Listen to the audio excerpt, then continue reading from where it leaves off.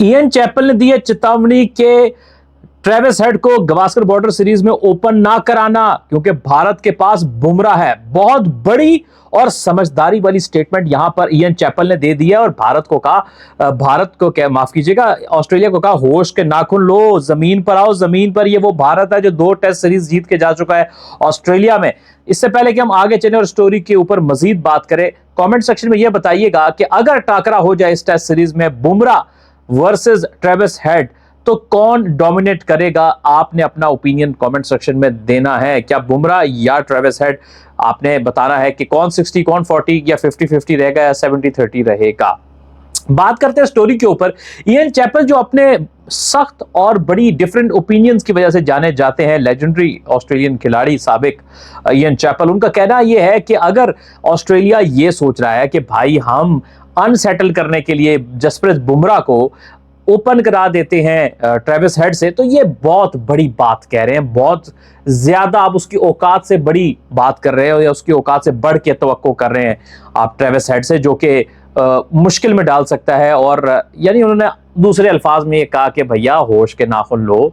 Travis head ठीक है, लग गई है उसकी 1-2 बार, अच्छा प्लेयर है, कोई बात नहीं, no doubt about that. But आगे जो बुमराह जिस फॉर्म में और जो बॉलिंग आजकल कर रहा है और ऑस्ट्रेलिया में जाके ट्रेविस हेड के ये लपाड़े शॉट जो है ना, लपे, ये नहीं लगेंगे।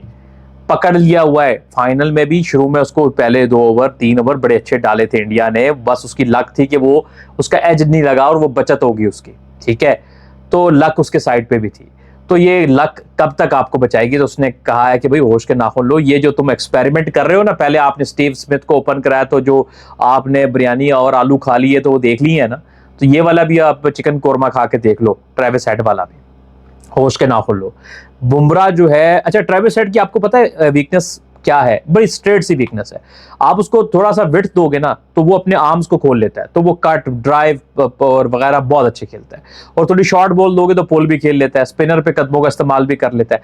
लेकिन जो उसकी बॉडी लाइन है ना, ये बॉडी लाइन आप देखिएगा, वो जो 3 स्टंप्स है उसके पास से, मिडल और ऑफ स्टंप के पास से बॉल या अंदर आए या वहीं से हल्का सा बाहर निकले। यहां पे उसको शुरू में भी बॉलिंग की थी, वहां से गेंद आप बाहर निकालेंगे, चाहे स्विंग करेंगे या सीम होगा, उस लेंथ से, अच्छी लेंथ से वहां से गेंद आगे पीछे होगा ना, वहां ट्रेविस हेड बहुत बुरे तरीके से फंसता है, बुरे तरीके से। और आपको पता है भारत में बड़े अच्छे एनालिस्ट हैं, बुमराह खुद बहुत एक इंटेलिजेंट फास्ट बॉलर है, उसको पता है कि ट्रेविस हेड को मैंने हाथ खोलने नहीं देने, हाथ बंद रखने। जो ही हाथ खोलेंगे तो वो मारना शुरू कर देगा। तो शुरू में उसको बिल्कुल स्टंप्स के अंदर वहीं से गेंद को हमने मूवमेंट लेनी है और वहीं से उसको फंसा के रखना है। तो ट्रेविस हेड ये खाला जी का वाड़ा नहीं है कि अब तुम हर मरतबा आओगे और रन्स करोगे और निकल जाओगे। भाई बुमराह है, सिराज का भी गेंद बड़ा अच्छी जगह से चढ़ता भी है, लास्ट टाइम में ऑस्ट्रेलिया में अच्छी बॉलिंग की थी, और स्विंग भी होता है, सीम भी होता है। स्विंग वो अंदर आएगा लेफ्ट हैंड बैट्समैन को, और सीम हो जाता है बाहर। सीम दोनों तरफ होता है लेकिन ज्यादातर पढ़ के सीम से भी गेंद इधर उधर कांटा बदलता है।